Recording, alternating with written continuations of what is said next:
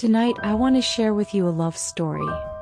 Quiet, steady, and more powerful than anything you might find in fiction. If you've watched the movie Titanic, you may remember a brief moment, an elderly couple holding each other on a bed as the ship slowly tilts into darkness. That scene wasn't just an artistic touch. It was a small tribute to two very real people who were on the Titanic in 1912. Isidor Straus and his wife Ida Straus. Tonight we will follow their true story, a story recorded by survivors, remembered for generations and carried quietly through time. Take a slow breath. Let your shoulders soften. And allow this gentle, steady story to fill the quiet space around you. Isidor and Ida Straus were a couple who had lived nearly their entire lives side by side. Isidor was the co-owner of Macy's department store, known for his calm, responsible character. Ida was warm, thoughtful, and endlessly kind, the kind of person who made everyone around her feel at ease. People who knew them said they were two souls who understood each other without needing many words. Always together, always moving with the rhythm of each other's steps. In the spring of 1912, after a long trip to Europe, they boarded the Titanic to return home to America. For several peaceful days, they enjoyed the calm ocean and the quiet comfort of the voyage. But on the night of April 14th at 11:40 p.m., a sudden jolt shook the ship. The Titanic had struck an iceberg. Panic spread quickly. Voices rose. Passengers rushed toward the deck as crew members shouted, "Women and children first. Please proceed to the lifeboats." Ida began to follow the instructions. She stepped toward a lifeboat, but when she looked back, she saw Isidor standing calmly behind her, making no move to board. A crew member urged her forward. "Madam, please. There's no time. You must get in the boat." But Isidor said quietly, "No, Ida. You know the rule. I cannot go before the women and children." This moment, these words, they are not imagined or embellished.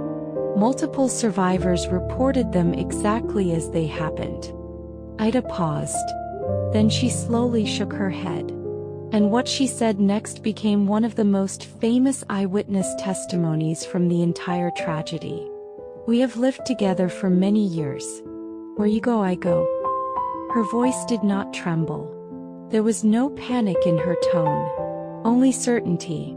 Survivors watching this moment never forgot the calm strength she carried.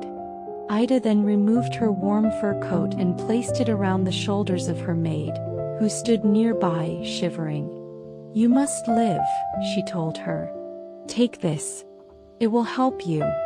Then Ida walked back to her husband and linked her arm through his. Witnesses said they looked like a couple on an ordinary evening stroll, completely at peace despite the chaos around them. People screamed. Voices cracked with fear. Yet the Straus couple stood quietly together as if time had briefly paused around them. Some survivors said it was the most beautiful act of devotion they had ever seen. As the ship continued to sink, the deck tilted more and more, but Ida stayed close to Isidor, and Isidor wrapped his arm gently around her shoulders. No one knows what they whispered to each other in those final minutes. Those words belong only to them. But their expressions, as described by the people who witnessed them, were calm, tender, and full of acceptance. Eventually, the Titanic slipped beneath the surface of the dark Atlantic. Later, when recovery ships searched the area, they found the body of Isidor Straus. Ida's body was never recovered. However, no one who knew their story believed that Ida had faced the final moments alone. Survivors had seen her choose to stay. They had heard her say, "Where you go, I go." And so, for over a century, people have quietly believed that Ida remained by her husband's side until the very last moment. The physical distance of their resting places never changed the truth of her choice.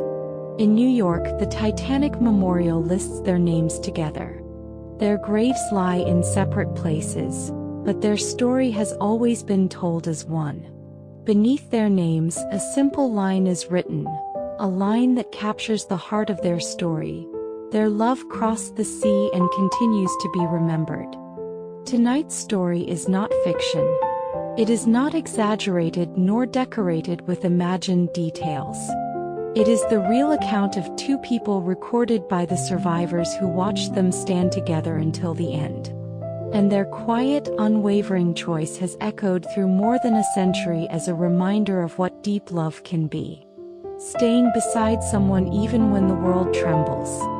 Holding a hand even as everything else falls away. Choosing togetherness over survival. That was the love of Isidore and Ida Strauss. Thank you for being here with me for this quiet story tonight. I hope it leaves a gentle warmth somewhere in your heart.